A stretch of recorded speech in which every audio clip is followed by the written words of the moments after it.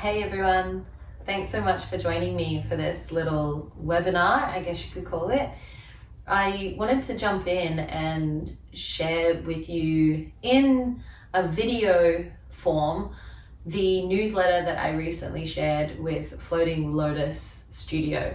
So I write a newsletter for this studio once a month, and we often dive into yogic philosophies. We'll dive into yogic concepts like the yamas or niyamas, these ethical codes of how to live a meaningful and balanced, holistic lifestyle. And sometimes these concepts can be really big, complicated ideas that I try to condense into a small and not too long newsletter for everyone.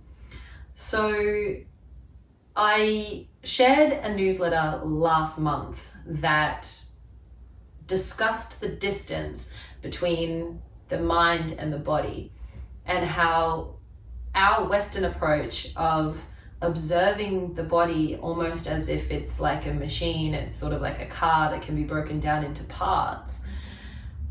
By doing that, we sort of are taking the body out of a system, out of this whole universe within which it exists, and then basically saying, okay, this is a standalone item, and we're looking at that as a standalone item, but that can really change the structure of what you're looking at, because it's a living, breathing organism that actually works as part of this microcosm. And I spoke about this in terms of Annamaya Kosha and Manomaya Kosha, which is the physical body and the mental body. And I very briefly touched on koshas, but then I was getting so much feedback afterwards, what are koshas? It sounds so interesting, what are the other koshas? And so this month I took the time to go a little bit deeper into the koshas and broke each one down in a very brief way. I could have definitely gone on longer about it, but the newsletter did end up being a little bit long. So I thought, why not share the newsletter as a video format for anyone who is not particularly inclined to sit down and read, or if you absorb information a little bit better as a video, or maybe you're even choosing to listen to this as a bit more of a podcast format while you're on a walk or going to the park. That's great as well. So I'm just going to read out the newsletter to you, and if you have any thoughts, or if you come up with any questions, any curiosities that seem to map out onto your life and onto your experiences, please by all means share them with me. I always love opening that line of communication and hearing how these philosophies and these theories apply to your life, because it's your conceptualization of this material and how you embody it and how you understand it that really brings the magic of it to life. So by all means reach out if something in this chat resonates with you. But in Eastern philosophies, the koshas are understood to be the layers that protect your Atman, which is your higher self or your personal unique soul. These koshas are often depicted like Russian nesting dolls, which are those dolls that are, one big doll holding a medium doll, holding a half medium doll, holding a mini doll. And, you can take these layers and layers off. Sometimes it's also explained like the layers of an onion for those of you who, love Shrek and those nostalgic quotes. But they're often drawn like this to give you a visual portrayal of what we would call this inner map, where each layer corresponds to a different aspect of your spiritual experience. And each layer or each coat that you have will contribute unique characteristics to the development of your personality, and it will also contribute functions to your life that manifest your elemental constitution, so the underlying things that seem to just make you the way you are. And it will also contribute to your holistic condition. So how are you feeling in your body? Do you often get unwell? Do you often have injuries? What is your mental health like? What is your energy like? All of those kind of conditions. So they play a role in not just your personality and not just your underlying sense of being, but they also play a really massive role in how you show up in your vitality and in your energy. Consequently, for each layer to be embodied or to be deeply understood by the self, we must access each layer with a different mode or a different approach of awareness. It is believed that ancient yogis specifically mapped these sheaths as a way of guiding your spiritual potential. In other words, this spiritual map offers landmarks and sensations that characterize the multiple veils of your consciousness. So if read and studied adequately, it will provide you with the things that you are going to experience and the obstacles that you're going to face along this lifeline, along this pilgrimage towards self-realization. And this is often referred to as the layered Maya theory, where Maya translates to illusion. And the idea here is that your deepest wisdom and your ultimate spiritual truth can be uncovered through the multiple layers of illusions that create your existence. And discovery of that truth and of that deeper wisdom is made through svadhyaya, which is ongoing self-study. It's one of the yogic limbs, the ethical modes of living your life, is continuously committing to svadhyaya. And the other limbs of your spiritual practice, which might be asana or pranayama or pratyahara, the withdrawal of the senses. Maybe it's even practicing your yamas and your niyamas, those, non-stealing, self-honesty, etc., etc. If you need a recap on, what those limbs are, you can always visit my blog, and there's some historical blogs in there that you can read. So these koshas, or spiritual veils, are believed to obscure your truest form, your Atman, and may manifest in your life as unique obstacles and challenges. And as you work towards your balance and as you work towards your vitality, you're going to sense and feel and interact with each of these koshas along the journey.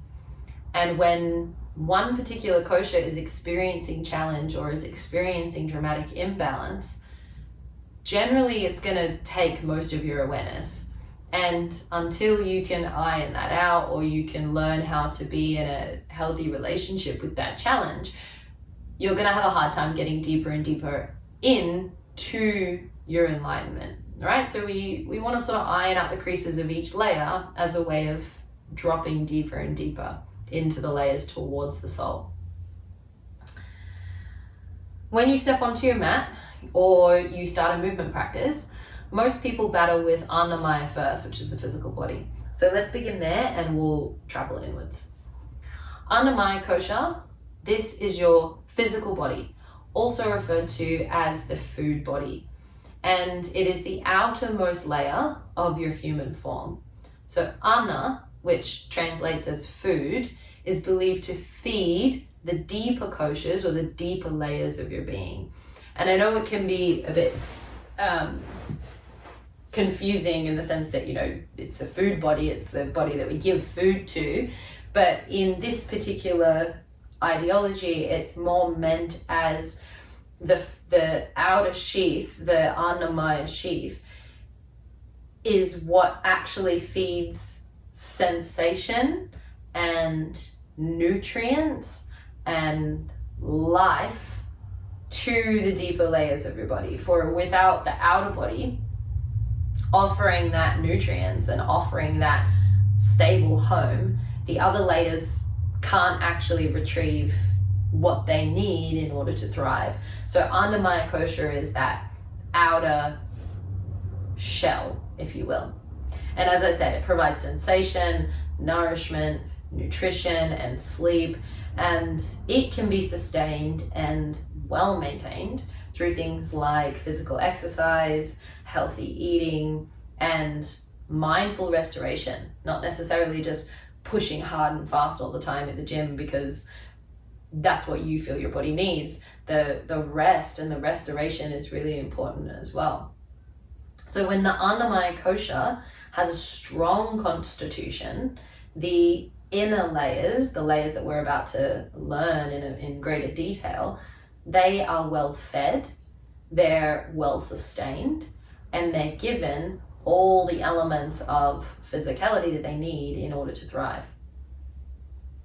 And so that takes us a little bit deeper into Pranamaya Kosha. And so the Pranamaya Kosha is the energetic body, or the home of the pranic life force. It's here that you can sense the intimate movements of prana as it flows, builds. It might be depleting, it might be leaking, and prana will move through nadis, which are your energetic channels in the Ayurvedic tradition. They sort of run like rivers all the way through your body, and they course that life force, that energy. They also move through chakras, which are energetic centers that run up your spine towards the crown of your head, also from that Ayurvedic tradition. The Vayus, they can move as these tidal flows of bodily function. So if you've done a yoga practice with me before, you may have heard me talk about Prana Vayu and Apana Vayu. These are sort of the tidal movements of your inhale and your exhale. So another example might be Apana Vayu is an expelling downward type of movement. So the natural downward movement of your digestive system, in Western science we call it peristalsis. In Ayurvedic science, they would call that Apana Vayu, that downward movement. Connecting the Pranamaya Kosha builds the Pranamaya Kosha's resilience, and connecting to it and sensing it and embodying it really can be done through breath work. That, I feel, is the fastest way to access and sense your Pranamaya Kosha. You can also access it through asana, of course, chakra meditation, mudra work, which is creating these energetic seals with your hands or with other parts of your body. Bandhas are another one as well. If you've taken deep bandha work, which is creating energetic locks through the internal system of your body, doing all of that kind of work is a way for you to interact with this pranic life force. You're not necessarily in control of it. It is very much a force that is driven to exist and driven to live. So you can't necessarily ultimately control it, but you can interact with it and you can move it and you can exert some form of curiosity against that prana. And by doing that, you actually exert some form of conduction of that energy.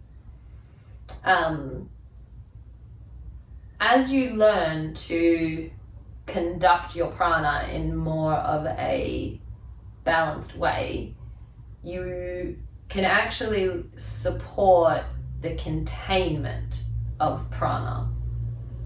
And the reason I say containment is because the more prana that you leak out of your body, the more illness, discomfort, mental challenges, mental disorders we tend to experience, because the prana actually wants to be inside your body.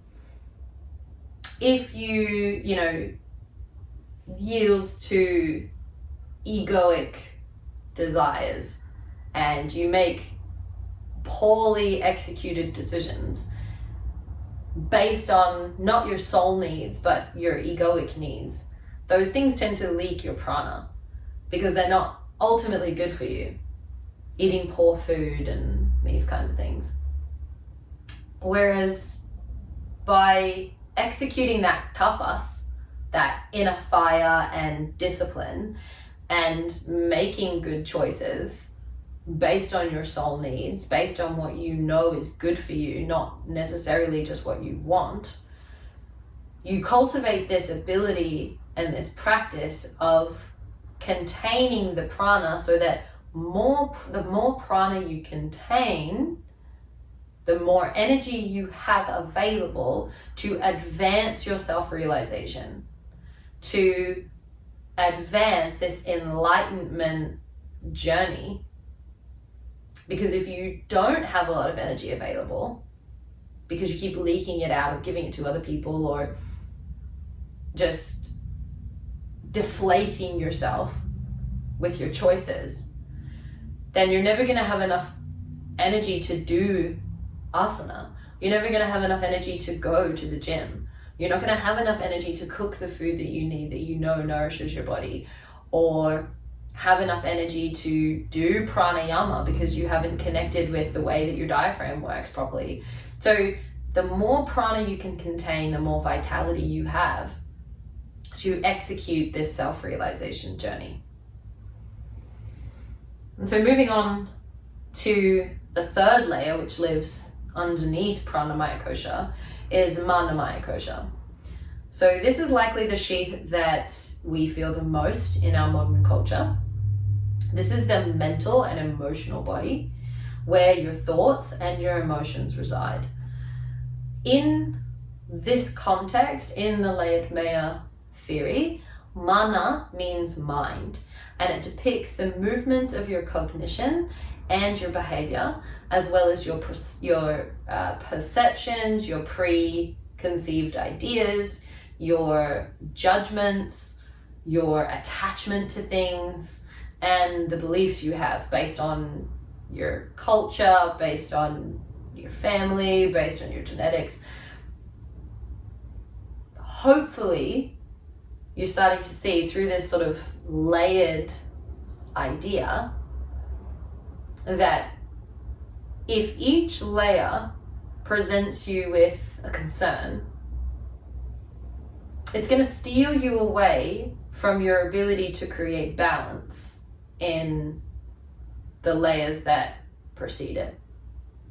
So if you were to try and fix your mind, perhaps there's a way that your mind works that you don't particularly like.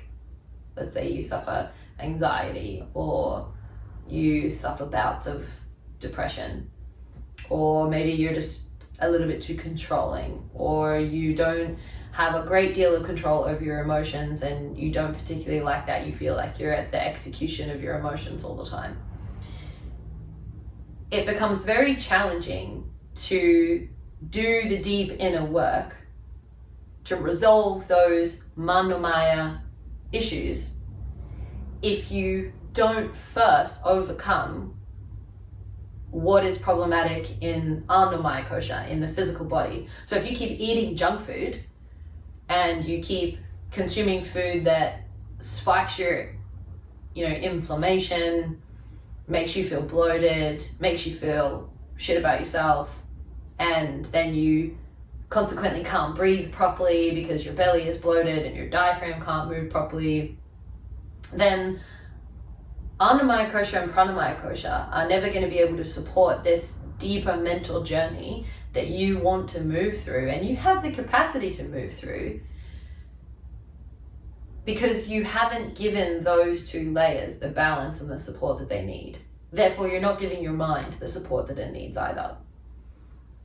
And so hopefully you're starting to see how these layers and the health of these koshas really dictate the health of your mana, your mind.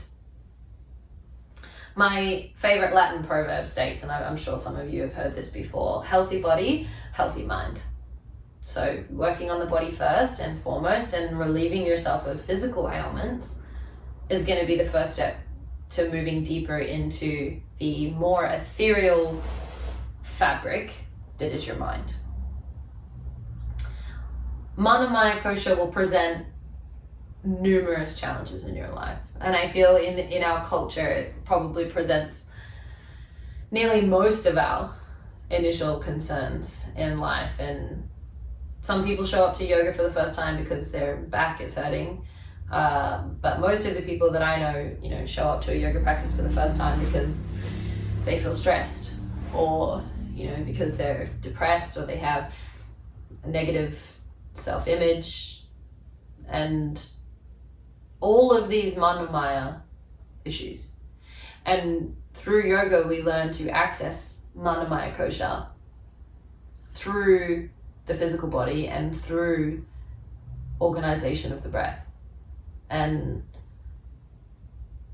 it's hard not to say that yoga is incredibly healing because of that. And I have no reservation in saying that yoga is healing because of this spiritual map that is provided to us if you so choose to walk it. But in all of the challenges that Mana Maya Kosha may present to you in your life, they are overcomable, and your Mana Maya is deeply supported by regular meditation.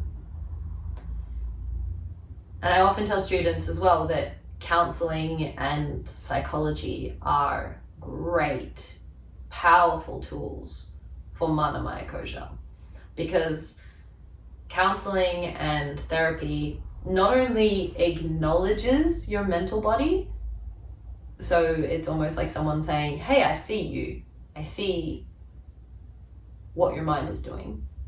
So it acknowledges the mental body, but it also feeds the mental body with a sense of awareness. And then you become more self-aware of the way you do things, or why you're doing things, and what the underlying current is that's driving that behavior or driving that thought pattern. Which ultimately, if you do that with a dedication, with a sense of discipline and a sense of self-love, it will ultimately carry you into the fourth layer, which is Vijnanamaya Kosha. So Vijnanamaya Kosha is the wisdom sheath, also known as the place of inner knowing and intuition.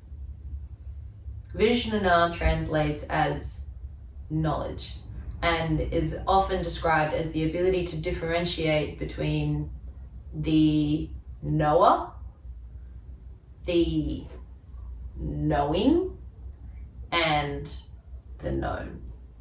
And I know that's like a very cryptic thing to say, but as we start getting into these sort of spiritual sub layers of the theory, things do tend to get a little bit cryptic. I like to conceptualize this space as the witness or the passive observer. So the part of you that can view your thoughts from a third person perspective. This layer acts as your spiritual antenna, receiving, transmitting wisdom and intuition. So if you've ever read Eat, Pray, Love, she actually talks about this voice or this space at the very beginning of the book when she's sitting in the bathroom, and she says there was just this voice that spoke to me and it said, go back to bed. That voice, I feel in my life and in my spiritual journey, that inner voice that you hear sometimes that just seems to know the way, or just seems to know what is true, despite your ego's experience and despite your ego's desires, that is coming from this Vijnanamaya kosha. It is within this layer that you are capable of genuine detachment. You can detach from something that you once thought you could never live without. And you're also able to strengthen your ability to subdue the ego. And this does come with practice. Your ability to subdue the ego strengthens as you develop your spiritual practice. And the ego doesn't go away. It just stops becoming this tyrannical child who controls everything that you do. And it becomes a playful inner child that still has emotional reactions and still has ups and downs, but you are able to observe the ego almost as this higher self, and you can be curious and you can say, oh, I see what I'm doing. I see that reaction. I see that attachment. Perhaps I can detach from that and I can soothe the ego reaction rather than losing myself to it. And so Vijnanamaya kosha is fortified with deep meditation and requires ongoing self-inquiry, so ongoing svadhyaya, and it does require a particular level of intelligence, emotional intelligence, general intelligence, your ability to absorb information and then implement that information in your own healing. And once we develop a connection to that layer, to that inner wisdom, we get to the final layer, which is Anandamaya kosha, also known as the bliss body. And so this kosha encases your Atman. It's the layer that is the closest to the Atman, and it encases it in this shield of bliss and joy. Underneath your other koshas, which, ultimately together comprise your human experience, there is this casing of pure ecstasy and genuine peace. Unfortunately, this layer is often obscured by, the large number of our neuroses and imbalances in the koshas above it. If we spend our entire life eating terrible food and then medicating the body with, pharmaceuticals or, illicit drugs or alcohol, or we medicate the ego with bad choices, we indulge in poor relationships all the time or whatever it may be. If we continue to indulge in all of those things and not exert any self-power over silencing those or harmonizing those, then it really obscures the beauty and authenticity of this final layer of Anandamaya. But with great patience and with great practice, this bliss space is actually entirely accessible. When you are in touch with this sheath, your heart is flooded with this sense of ease. Everything seems to just make total sense all of a sudden. It's like that aha moment where the light goes off and you just think, oh, it all had to happen this way. Everything makes sense. I am exactly the way that I am, and I have landed in this divine spot because of everything that has happened to me or because of every mistake that I have made. That moment, everything seems to make total sense. You find a river of eternal purpose and you come to know the unchanging structure of love and happiness. the indestructible nature of your own eternal spirit. And so even through all your hardships, even through everything that you feel you have been forced to carry, whether it be a burden you've put on yourself or whether it's a burden that somebody else has put upon you, the deeper structure of your soul is unchangeable and it's indestructible. And the deeper fabric of genuine happiness is also unchangeable and is also indestructible.